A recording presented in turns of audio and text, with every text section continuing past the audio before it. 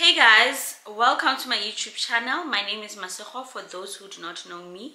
If you're new here, welcome. Please remember to press the subscribe button to become a part of my mini family. If you're a returning subscriber, thank you so much for returning.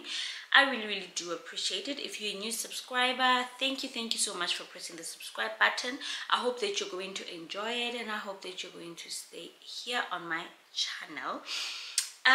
So I'm not sure if this thing is focused, guys. I hope so. Anyway, I am doing this video because Dr. Muswane sent me a couple of questions yesterday, and I figured it will be better if I respond via a video so that people who might have the same questions also have access to the video on YouTube and can go back and watch.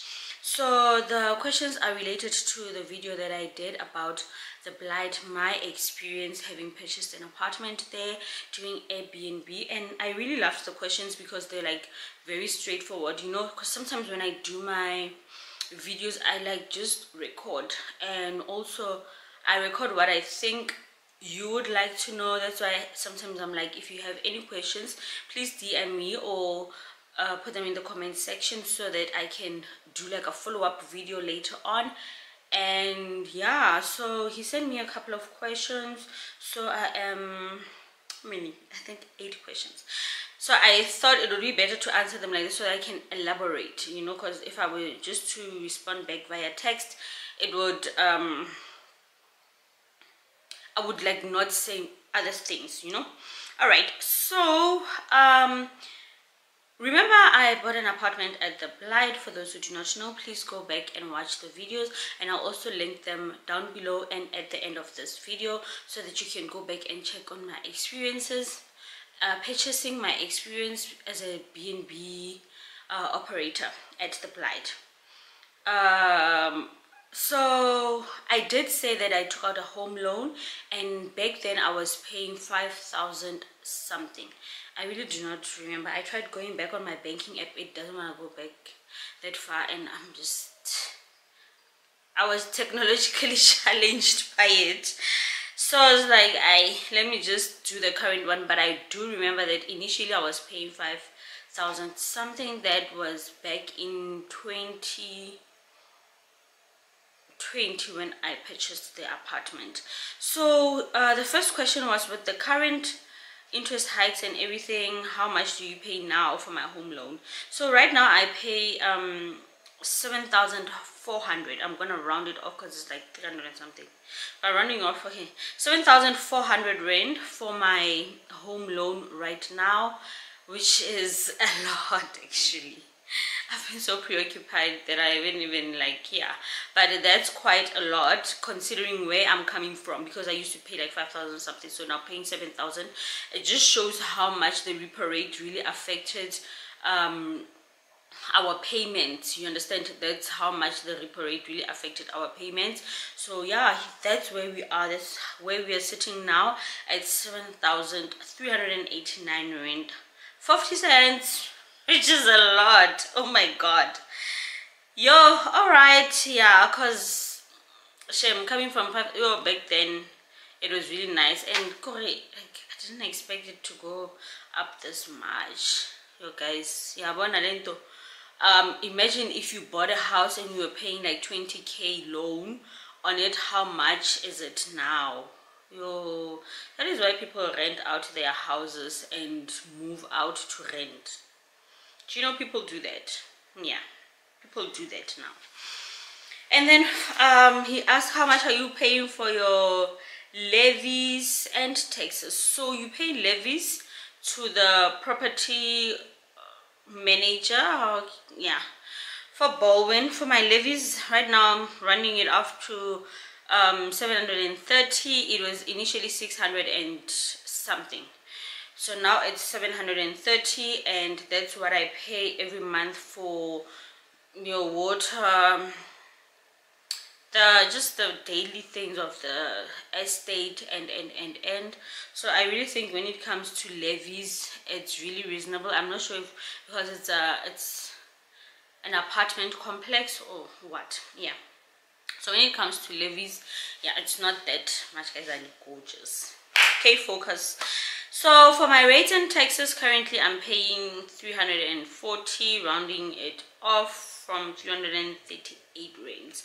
So that's how much I pay for my rates and taxes. So rates and taxes, you pay directly to the municipality. I think that's water, and then the levies like sanitation, your security, waste, and yeah. So your rates and taxes, it's for your electricity and water by the municipality. So you pay to the Tshwane municipality every month. That's how much I pay for that. And then he asked, would you suggest that I buy directly from Bowen or another agent? I bought directly from Baldwin, and I would recommend buying directly from the developer instead of an agent, because there's an agent fee. Yeah, but when you buy directly from the developer, you might get lucky and there might not be any transfer duties. You know, when purchasing an apartment or a house, just property, there's a lot of fees that might even be equivalent to the apartment or the house itself that you have to pay. So you have to pay your lawyer fees. I think those are like your transfer fees. You pay lawyer fees, you pay change of ownership, and you know. So when you buy an apartment directly from the developer, if they do have the ones that they're building, then I think that is so much better. So when you want to buy from the developer, you go on their website, I think it's bowen.co.za, and then you check if there's any apartments that they are selling. Also, it's not only the Blyde, you can also check Bukuku, you can also check, I think, in Waterfall. I'm just not sure Waterfall what. I just know that the apartments are quite similar looking. So yeah, built, and you can see the furniture inside in most of the apartments are the same, so you can see. And I'm not sure which one has the lagoon, also Waterfall. Yeah, but you can also check those ones as well. Probably they're still building. I remember last time the Blyde was building a hotel, so I'm not sure if they're still carrying on with building apartments. But yeah, on the website I'm definitely sure you can get that kind of information. And if you can, then it will be better to buy directly from the developer. That's just my 2 cents. But also make sure, like I did say in the previous vlog, that you ask people who are currently staying at the estate. Like when you go there to go view, ask people that are there what has changed, what's going on, the current affairs of the place, and yeah. So how much do you think one could make on a slowest month? Guys, you know, one thing about having property as Airbnb, and especially the one near the Blyde, it's on the outskirts, so it's not more like centered to any place of activities where people can go to. No, like for example, let's say an apartment close to Sun City, you know, people can book there because they are going to Sun City, you understand. But the Blyde is basically people going there for the lagoon itself, for like just resting there, and then some people just then tend to go to town for clubbing, etc. So the slow months, I would say you probably make half of what you normally make, because, and the slow months are like winter, because in winter, like, people don't go because they go there for the water, you understand, unless you want to change your apartment theme to make it a cozy kind of situation and offer certain things that would make people want to come to the apartment. But generally in winter, people don't go to the Blyde because it's cold and people just go there, you know, be in your bikinis and have fun, do the water activities, etc. So that's like one of the the thingy. So yeah, I do not have an answer, a concrete answer as to how much now I would be making, but yeah, I know that I had underpriced my apartment a lot compared to what other people were offering, but that was a long time ago, guys. And like I did say, if I do go back, then I am definitely doing myself justice. Yeah. Oh, the sun is coming out. And how long was the process? The process took about 2 or 2.5 months. Yeah, mainly it was a matter of paperwork, and by the time I was buying, it was COVID times, so I think that also delayed a lot in the process. But I think 2.5 months, that was what it took for me to go see the apartment. It was readily available, newly built, and then I just had to go meet the lawyers so they can explain the process. And yeah, after the money goes through, basically when you do your home loan application, those things, they take quick, guys, because they will give you money. One thing about banks, they are not afraid to give people money, like this one, they like avanatava. So once the money goes through and is reflected on their side, we're good to go. So they give you go for an inspection where you go check the electrical appliances, etc., and they give you the keys. That's it. Ooh. More or less, how much profit are you making with renting now, guys? So currently I am not making any profit from renting out my apartment, none whatsoever. I have to go back to the drawing board, obviously, with regards to that, when I'm more settled and more focused. I just really have a lot on my mind right now, and I am not in the mood. So currently I am not making any profit because my apartment is rented out now for 7.5. So I think that's very low compared to how much other people rented, considering the location, the estate itself, and of course the repo rate having had increased. It's just that it was someone that I know, and I was like, let's just do this, as long as I know that it pays the loan, and then I will cover the rates and taxes. And yeah, so far I am not making profit, but like I said, I am not gonna go back to renting because I just want something to do, so I will go back to Airbnb. And then yeah, but if you wanna rent out your apartment, apparently they start around, the one bedroom starts from like 9,000, 8,000 rand from there. So it's also a question that you would have to like ask people that stay around there, how much do you rent for, or how much would you rent the apartment for, etc. The process of getting the keys to my apartment, I'm not sure if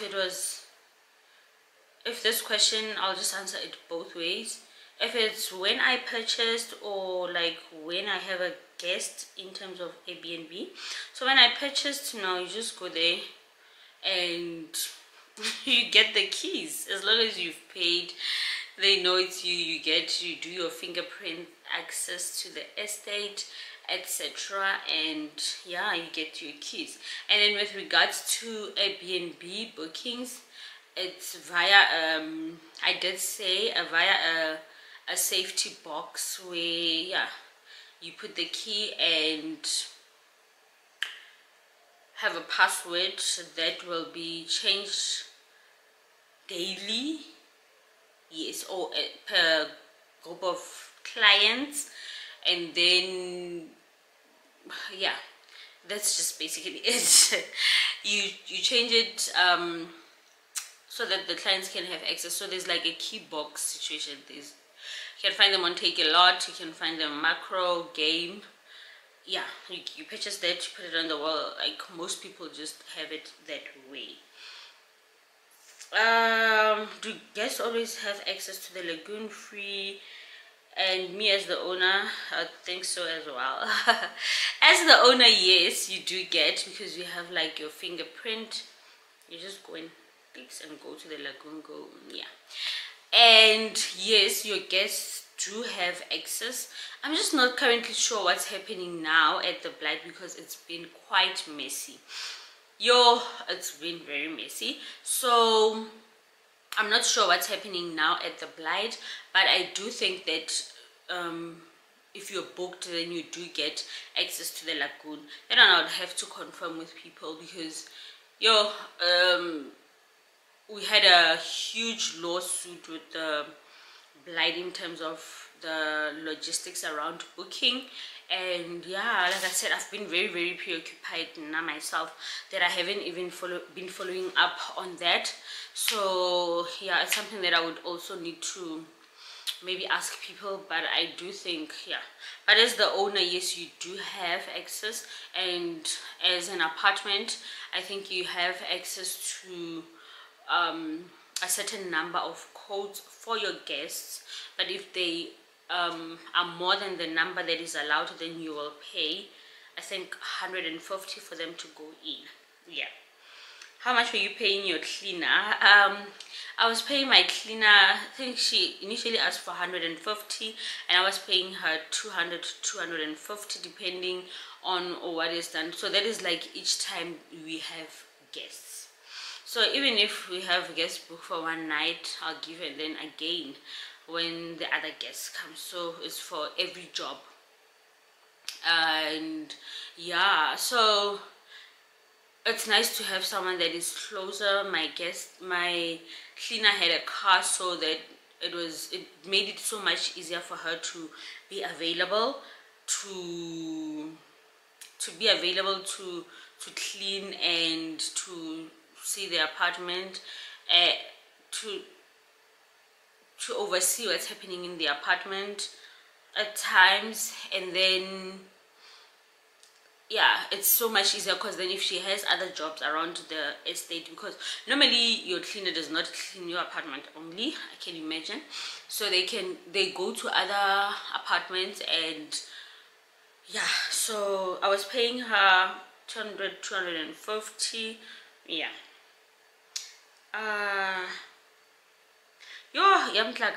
Electricity on it depends, guys. Remember, we're using the apartment comes with appliances, so you have your dishwasher, you have your washing machine, your refrigerator. I think those are the things that chow the electricity a lot. So he says how much currently does one have to budget for water and electricity monthly? So for the water, I did say it's covered in the rates and taxes. And for electricity, I don't know, Shem. I would lie, electricity gets me so dizzy. I was staying in doctor's quarters, and that was the best thing ever, because then I didn't have to buy electricity. But now adulting, guys, I saw that who gets to 200 rand, it's really not nothing, so maybe you can buy 1,000 rand. But the nice thing is you have an app to track, so then you can buy the electricity remotely from where you are at any time, and then it will give you notifications, etc., when your thing is low. Yeah, so you can check and keep buying electricity, so that then your clients do not stay without electricity. So yeah, guys, those are the questions. I didn't think this video will be like 19 minutes and something, but it is. I hope that you enjoyed the video, and I hope that I did answer all the questions. And also thank you so much for the questions. They are really helpful. I think somebody else also might benefit from the questions. So yeah, guys, thank you very much for watching. If you have any more questions, you can send them through. And yeah, so